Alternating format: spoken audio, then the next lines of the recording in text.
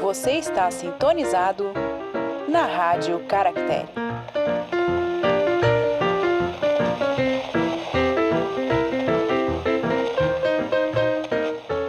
Olá, livrólicos de plantão! Sejam muito bem-vindos a mais um episódio da Rádio Caractere. Eu sou Suzane Madruga. E eu sou aquele peregrino que veio no Mayflower. Que tal, hein? Meio perdido, né, filho? Totalmente. Então tá bom. Sobre o que falaremos hoje, Glênio Madruga? Falaremos hoje sobre um livro histórico, historiográfico. É a nossa primeira pisada na senda dos livros mais acadêmicos, vamos dizer assim, sobre história mesmo. E por que a gente foi para essa pegada? Se você, amigo ouvinte, ainda não se perguntou, a gente pergunta porque eu acho interessante a gente falar. A gente tem vontade nos próximos meses de ler alguns clássicos da literatura americana e a gente sentiu necessidade de entender um pouco mais da história americana para entender o contexto no qual essas obras foram geradas. Exatamente. Porque não dá para tirar a obra do seu contexto, da sua história.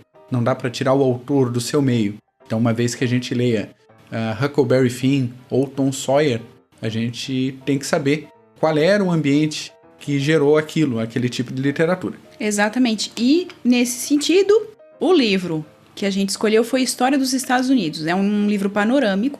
A gente vai falar um pouquinho dos autores, porque são vários autores, que tratam dessa história dos Estados Unidos por um viés mais acadêmico.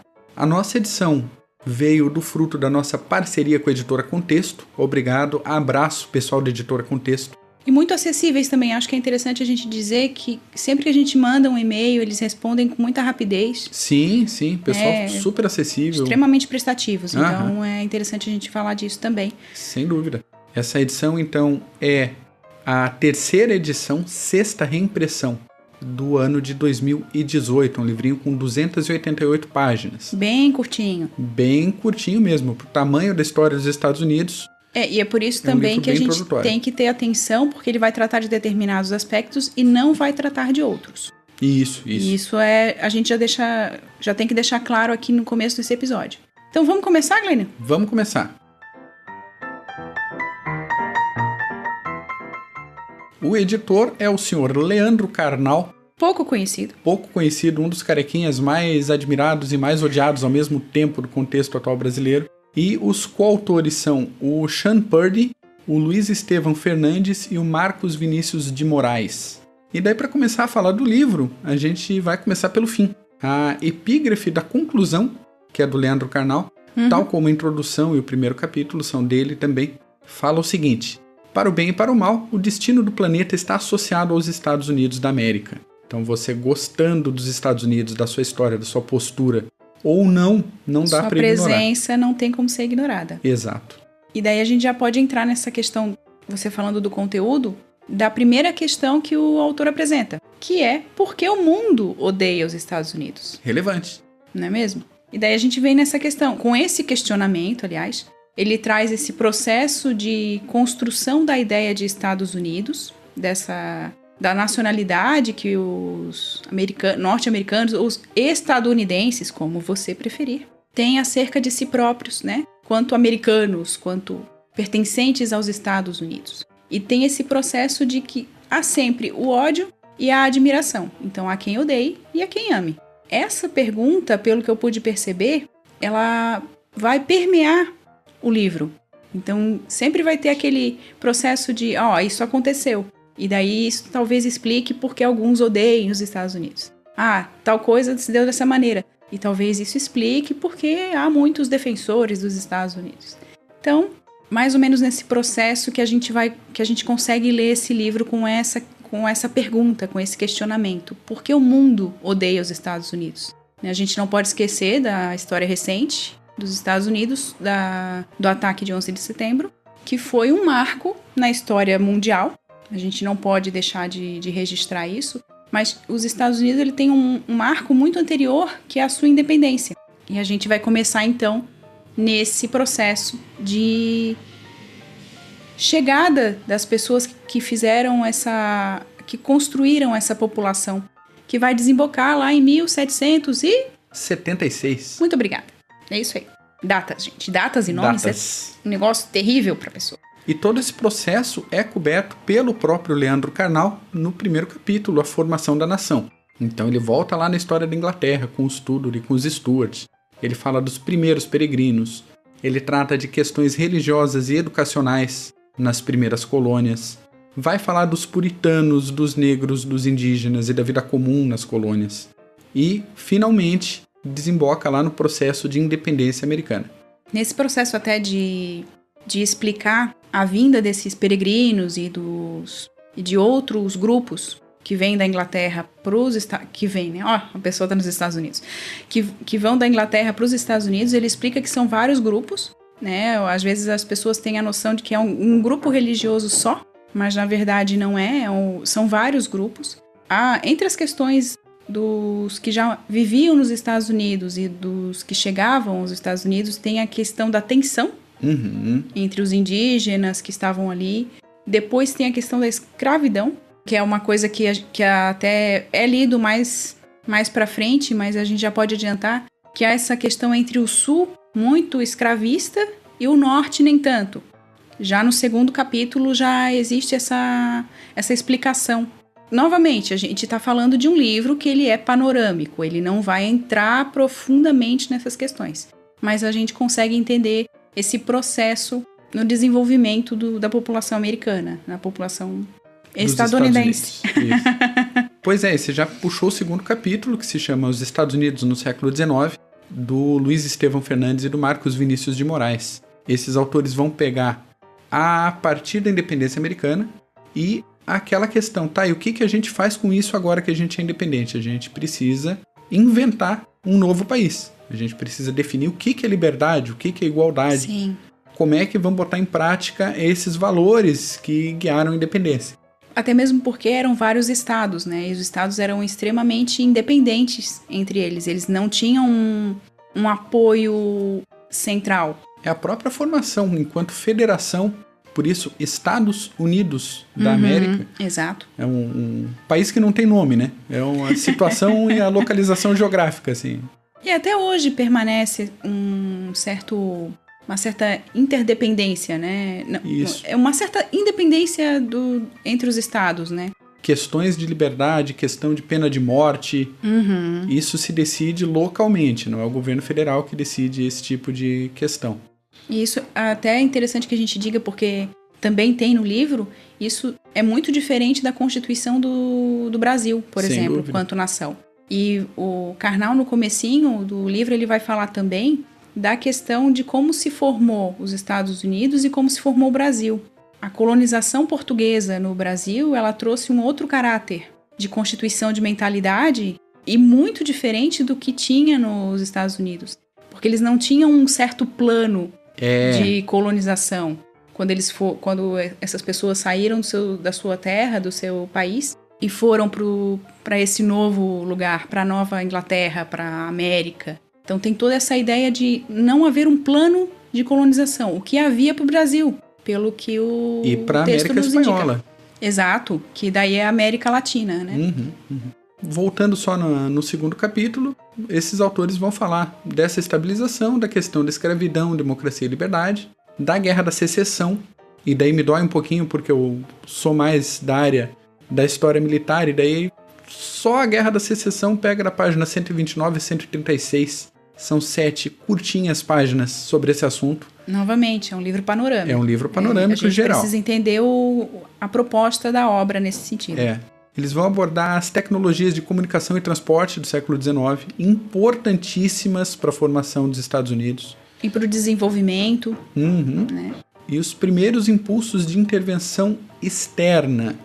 Até então, dentro daquela postura de vamos nos preocupar só com os nossos problemas, e eles passam a expandir.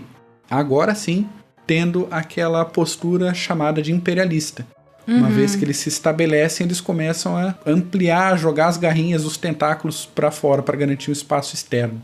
E até nessa demonstração de poder, né, há esse peso do imperialismo, da palavra imperialista, Sim. nos Estados Unidos, porque ele demonstra esse poder. Então, há sempre extrema confiança, essa extrema autoconfiança do governo norte-americano, do governo estadunidense, do governo dos Estados Unidos. Ai, gente, que difícil. Que traz esse processo de imperialista. Então, ele é o dono, né? Então, xerife do mundo. Exato. Aí é essa mentalidade que vai novamente trazer aquela questão, porque o mundo odeia os Estados Unidos. E ao mesmo tempo, porque boa parte do mundo espera que os Estados Unidos sejam, de fato, o xerifão. Sim. Que botem ordem na casa. Por isso que tem essa questão. Odeia, mas será que não está esperando aquele tipo de procedimento do país? E aí a gente entra no terceiro capítulo, que é o século americano, que vai falar principalmente do século XX, do Sean Purdy. Esse autor ele vai trazer o desenvolvimento do sonho americano, vai trazer o racismo pós-escravidão e todo o processo de segregação em ambientes públicos, meios de transporte e afins. Ele vai falar dos movimentos sociais e dos movimentos trabalhistas, vai falar da crise de 29 e um pouco da Segunda Guerra Mundial, das lutas por direitos civis e, finalmente, até tem algumas coisinhas depois, mas como tronco do capítulo, a contenção do comunismo. Especificamente esse capítulo ele vai agradar mais determinado tipo de leitor e menos outro, porque ele passa a uma abordagem muito mais, vamos dizer, crítica, né? Pelo menos academicamente, o que se conhece como crítico, e incomoda um pouquinho, mas vamos falar um pouquinho mais do desenrolar desse livro. Para mim ele é um livro bem interessante, bem montadinho, bem escrito, pontos vários para o Leandro Carnal, tanto pelo capítulo escrito por ele, quanto pela própria escolha dos coautores. E pela organização também, né? Pela organização, pela edição. Ele é tido como o principal autor da obra. Né? Isso. Tanto como a gente vai pesquisar nos sites de... E ele puxa a responsabilidade para ele enquanto editor.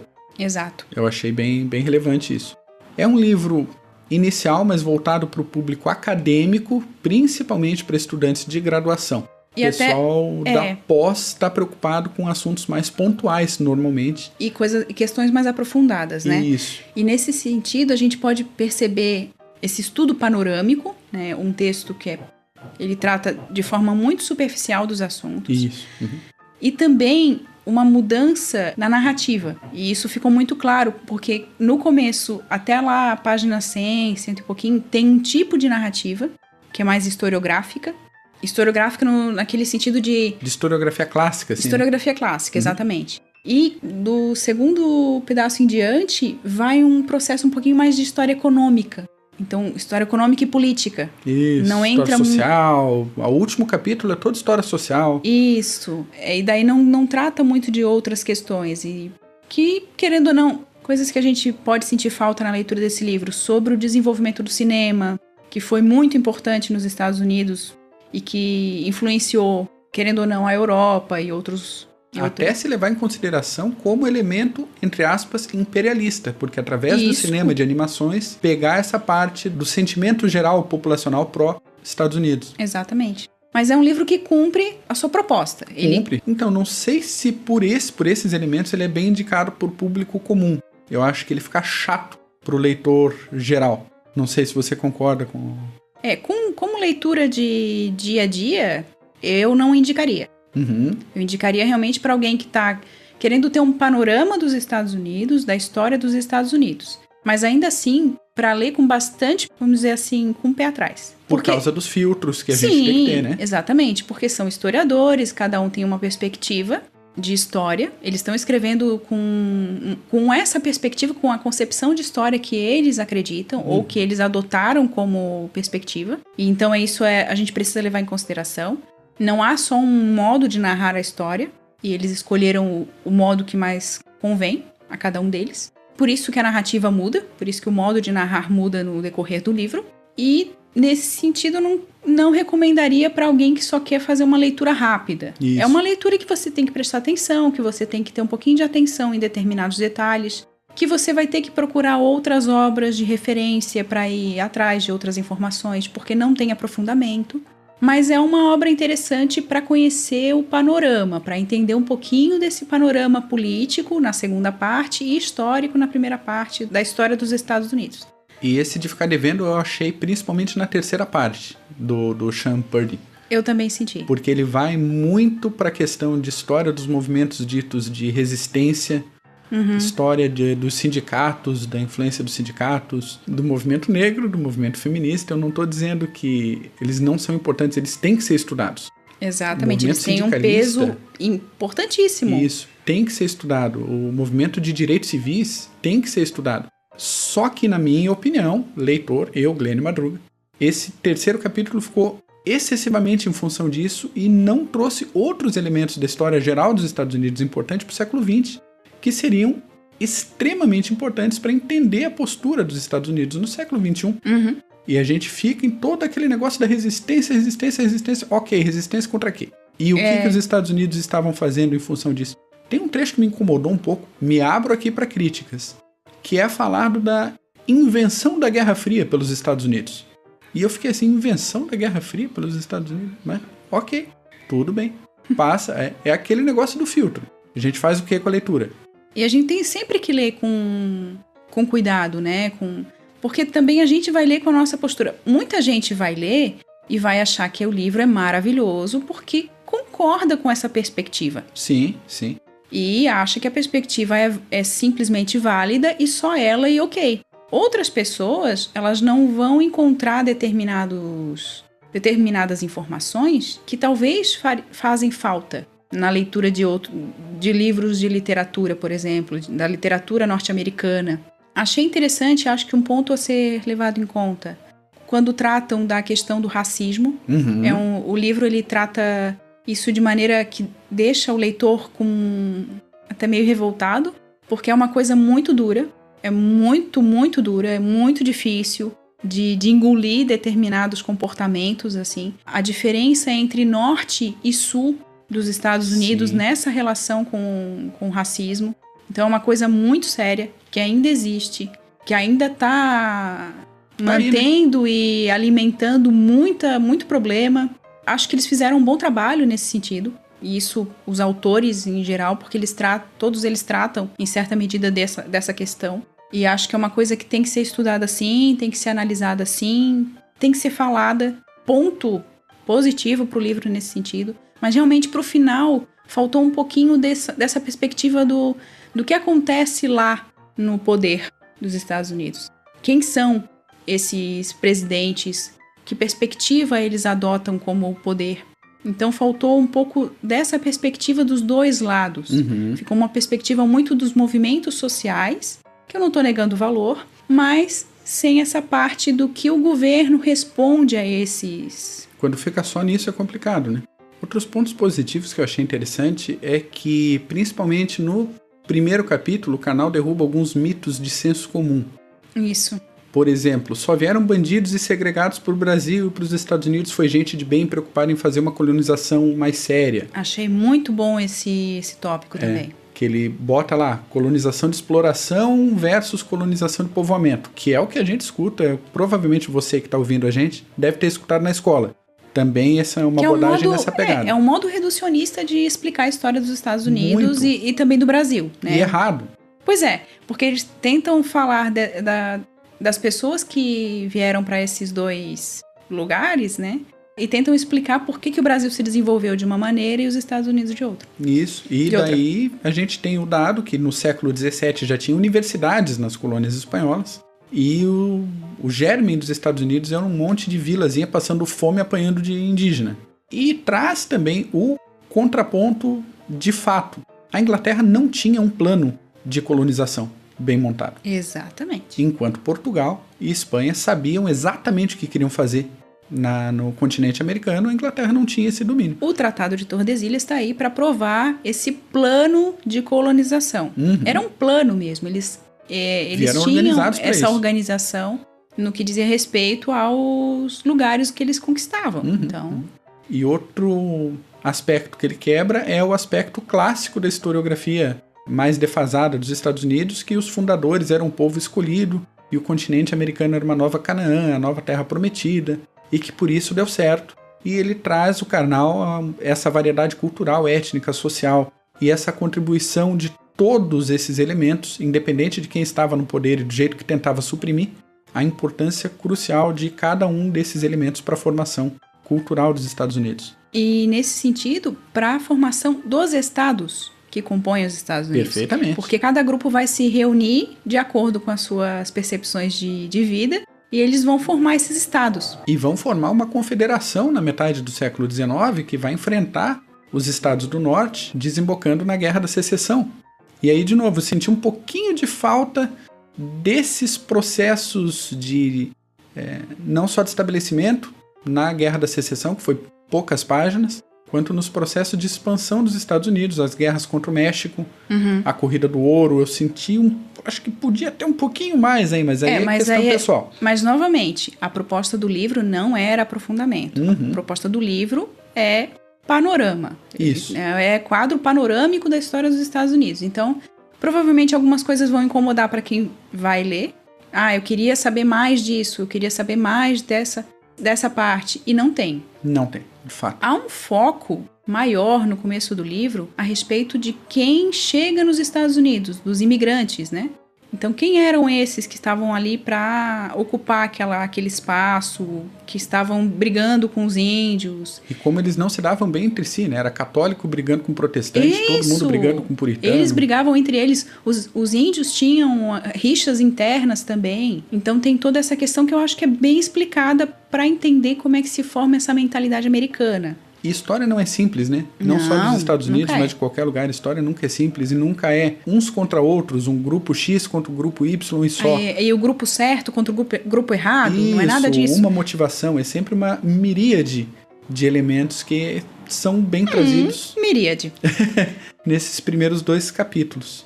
E aí eu acho que tá aí o valor desse livro, como conhecimento básico, principalmente nesses 2 primeiros capítulos aí que tratam da formação e do estabelecimento dos Estados Unidos.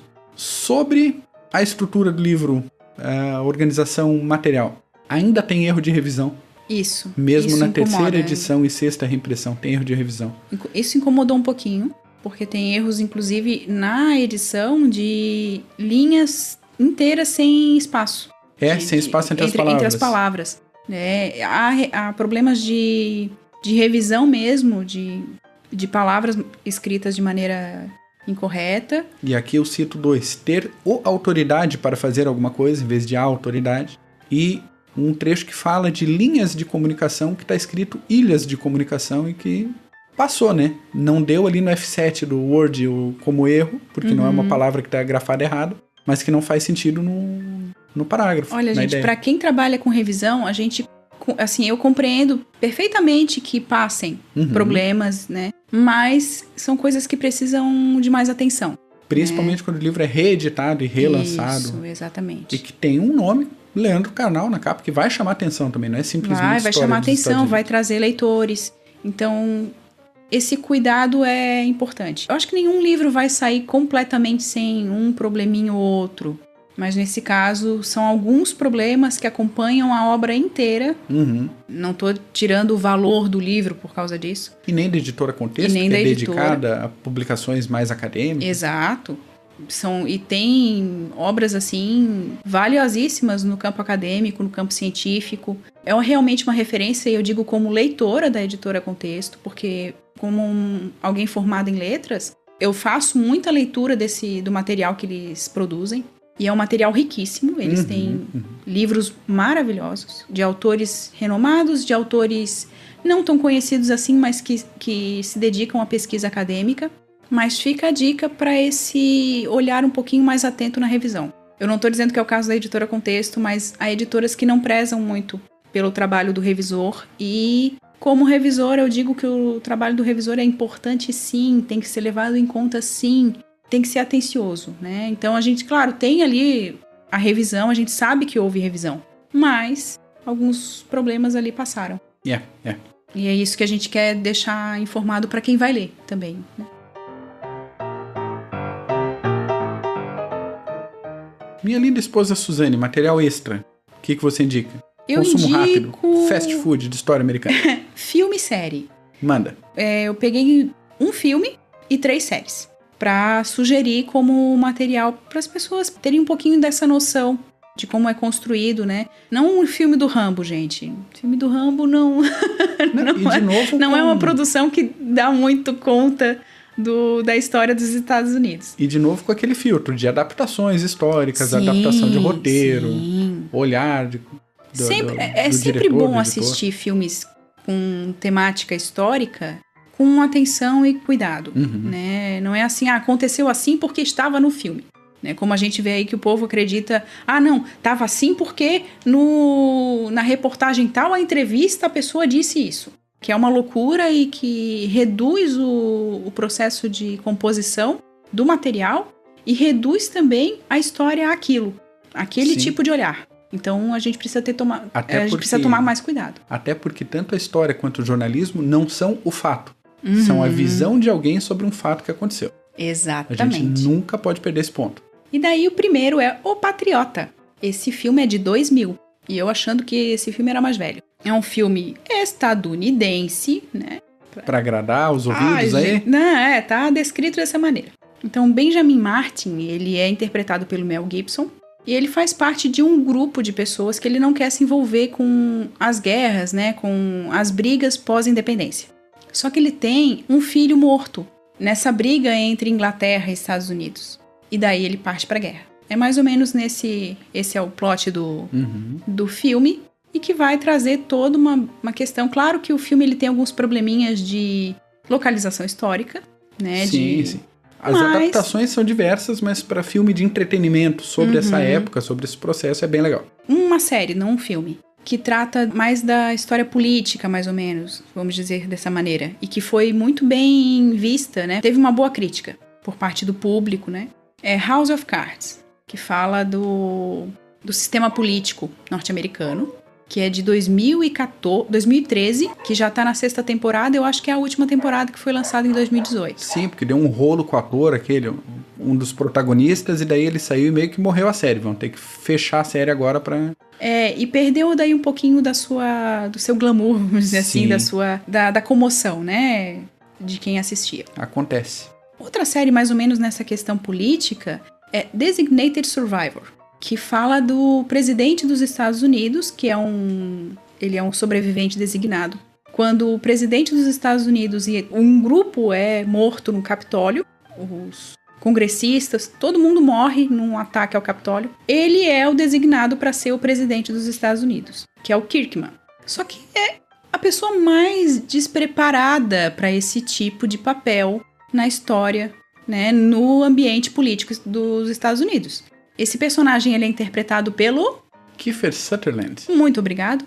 Nosso querido Jack Bauer, de 24 Horas. Isso aí. Se você não conhece 24 Horas, vai atrás de 24 Horas, que é uma baita série. Sobre questões de investigação, inteligência... Eu tô falando de outra série já, né? Já. Mas o Designated Survivor, ele é bem interessante porque ele traz aquelas questões do posicionamento político ou não político, ou tentativa de não se posicionar politicamente do presidente. Então o Kirkman é aquele cara gente boa, que ele não quer pender para lado nenhum. Ele é independente, ele não é afiliado a nenhum partido.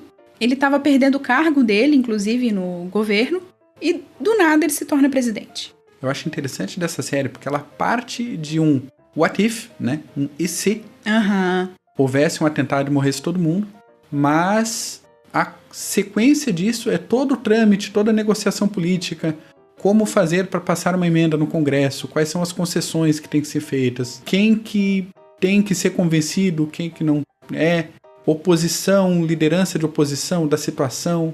É bem legal, bem interessante. É uma série muito interessante. E tá indo pra 3ª temporada, se eu não me engano. Provavelmente a última. A House of Cards e essa série Designated Survivor estão na Netflix. Tá? Então estão disponíveis na Netflix. Você aí que assina, vai lá conferir que vale muito a pena. Seja feliz. O Patriota é um filme que eu não lembro se está na Netflix. Mas se tiver, avisa pra gente aí, coloca em comentário... Ele entra no catálogo, sai do catálogo, daqui a pouco ele volta. Mas é fácil de encontrar também, então.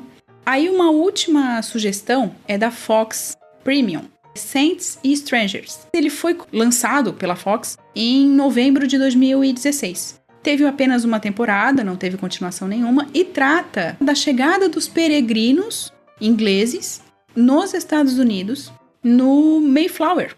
Né, no navio Mayflower. Então ele conta essa história, conta como surgiu o Dia de Ação de Graças, Foi uma trégua entre os indígenas e o grupo que estava ocupando aquele lugar. Então ele é bem interessante, assim, trata muito da questão das doenças que o pessoal foi tendo no caminho para os Estados Unidos, essas tensões entre católicos e protestantes. É muito interessante de se observar isso.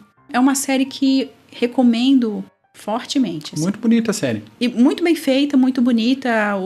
A ambientação é bonita, o figurino muito bem feito. E uma das protagonistas é a atriz que faz a esposa do presidente Kirkman, em Designated Survivor. Exatamente. E ela é a Natasha McElhone. A gente vai deixar os links dessas informações sobre as séries e o filme que a gente recomendou aqui. Vale muito a pena. Quem tiver muito interesse sobre a obra também, para ter esse panorama da história dos Estados Unidos, também vale a pena. É um livro recomendado para estudantes de história, né? Ele é utilizado nos cursos de história, até o Glênio pode dizer isso melhor do que eu, porque ele teve esse livro como estudo, como material de estudo. E para quem quiser comprar, o link está embaixo também, porque, como de costume, a gente faz parte do programa de associados Amazon.com.br. E comprando esse livro pelo nosso link, você não paga nenhum realzinho a mais e ainda ajuda a manutenção financeira das atividades da Rádio Caractere. Exatamente. Episódio curtinho, mas se você tiver alguma sugestão, alguma outra questão sobre esse livro, já conhece a obra, ou tem outros livros de referência que queira sugerir, entre em contato com a gente. E como é que as pessoas fazem isso, Glênio? Por qualquer uma das mais badaladas redes sociais, exceto o Tinder, pode entrar em contato... Tinder não. Pode entrar em contato com a gente pelo Facebook, pelo Twitter, pelo Instagram. Pode entrar em contato conosco pelo YouTube ou direto pelo site, que é a nossa principal ferramenta de comunicação com vocês, caracterebooks.com.br. Ou no e-mail, né? Ainda por e-mail, contato@caracterebooks.com.br. Para quem não quer deixar público por aí o seu comentário, manda um e-mail para nós. A gente recebe, a gente responde. A gente é fofinho. A gente é fofinho. Alguma outra recomendação, Glênio? Várias, mas para os próximos capítulos, para os próximos episódios, para os próximos podcasts. É isso aí, gente. Muito obrigada pela audiência. Pega um livro, relaxa o corpinho e até a próxima.